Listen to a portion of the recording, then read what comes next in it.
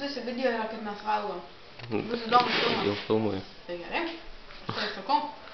Tai va, gali papasakot, ką valgai? Tai mes padarėm mišrainę su mirusiais kūneliais.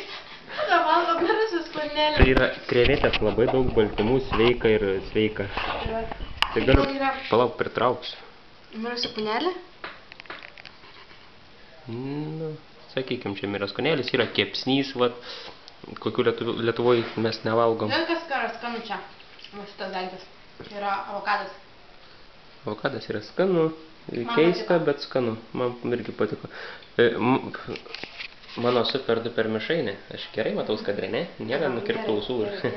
Tai va, mišrainę darėm iš pomidorų, agurkų, aliejaus šiek tiek, druskos. Tikiuosi urgadyje. Tai va, yra druskos, sakė. Po to avokadą, melioną, bananų, krevečių. Aš mamai nesiūsiu šitą video. Tai va, iš tikrųjų labai taip skaniai, turtingai atrodo ir panašiai. Čia toks efektas. Įsivaizduokit, ką padarėm su kokiu nors Sony Vegasu. Man aišku, kai visą laiką pasislėpęs už kadrą, tuoj mes jį pritrauksim. Va, jau kadre. Čia pas mane kamera, žinok, su ratais, galiu privažiuoti. Nu, pakomentuok, ką valgai. Kažką, kuris gyvena. Škuo.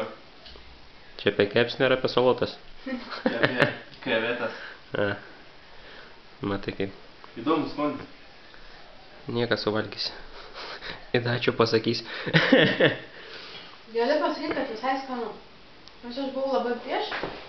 Auksiniai žodžiai. Auksiniai žodžiai. Na, tai aš čia galėjau pamačiau. Įdėjau nedaug, 200 gramų. Daug. O saugumų nėra, toj salotas. Yra. Yra.